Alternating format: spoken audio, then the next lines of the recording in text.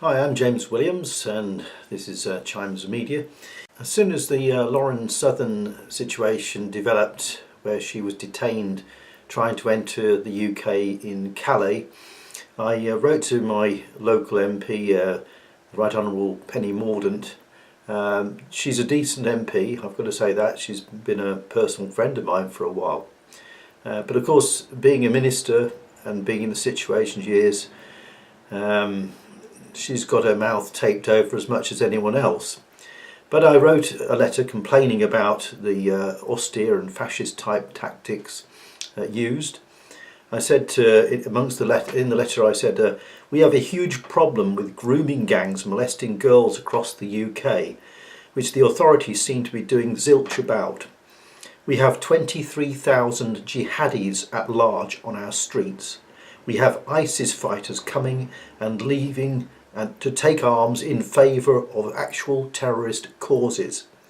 Meanwhile, we are squandering precious resources on this offensive action against a woman who has press credentials to visit the White House. I'm referring to Lauren Southern, of course, and who actually attempts to investigate like proper journalists used to do.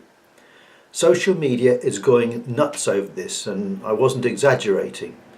What is that fascist wacko Amber Rudd doing? She's the Home Secretary. This is not the UK that I was born and brought up in. We are devolving into a police state where thousands of people are getting arrested by the British Stasi for the bogus crime of hate speech. I do not feel safe in my own country, not because I fear Islamists, but because I do not know when Rudd's jackboots will come knocking. Saying these things, and this is going to go out on air when putting it in the Chimes news blog, when they will be triggered. They've got enough people to get on with arresting and investigating at the moment, but sometime I expect I will get a call. I will be picked up on and stuff like that. Somebody who's got no criminal record at all. And when I look at the rape going on of girls, and they're talking about 30, 40 years, the latest one being focused on Telford, and then you had Rotherham, but it's going on in cities across the country.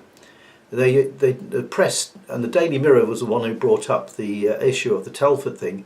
They refer to people, the men doing it, as Asians. Yeah, Asians. Well, as if Koreans are out doing something wicked. No, they're not. It's specific type of Asians, isn't it? We all know. And I have to say that it's not all of them, but they tend to be Pakistani, or I think someone said Bangladeshi as well, but from that region. I don't see Indian rape gangs grooming children. I don't see that. I don't see Chinese doing it. I don't see Vietnamese doing it. It's a specific ethnic group, if you like, that's doing it. And the galling thing is that the authorities do nothing about it. They want to deal, as Douglas Murray pointed out, with the secondary cause. The primary thing is the actual offenders doing wicked, evil things, not just satisfying themselves as men may do in some perverse way, but trying to actually destroy a girl because she's just a kaffir. You know, that's what they're trying to do, which is, it doesn't make it any better or worse. That is what they're trying to do. And it's, you know, when you hear terrible stories about a 12-year-old girl having her tongue nailed to a table to get her to not spill the beans on them, or a girl taken to the woods and raped by dozens of these animals that try to call themselves men, and then having petrol tipped all over her body. I think she might have been 11, that one. You know, it's absolutely astonishing.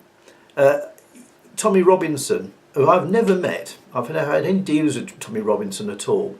He takes the trouble of reading the transcripts. I find this subject extremely painful to look at, and I think that most other people do as well. But this is going on in our name. They're allowing evil, wicked people to do evil, wicked things to children, and meanwhile going out and harassing and arresting and bringing to justice those who just say, hey, this isn't right. Can we do something about it? You know? What are we going to do? What are you going to do?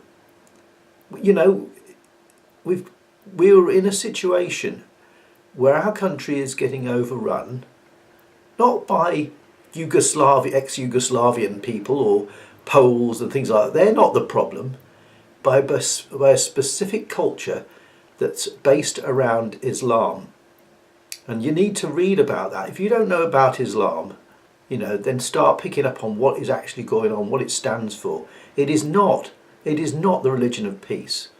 There is some dispute that it's actually a religion at all. There's not enough in the Quran to make it a religion. You know, it's more of a cult following. You know, and the things that Muhammad did in his time, like having, 600 Jews beheaded, things like that. You know, he's not a peaceful figure, and yet he represents the perfect Muslim, the original Muslim, you know. And what he's picked up on as well, he married a 6-year-old girl and molested her at 9. If he's an example of the perfect Muslim, well then what sort of example is that to younger Muslims today? Thanks for listening, and take care of yourselves.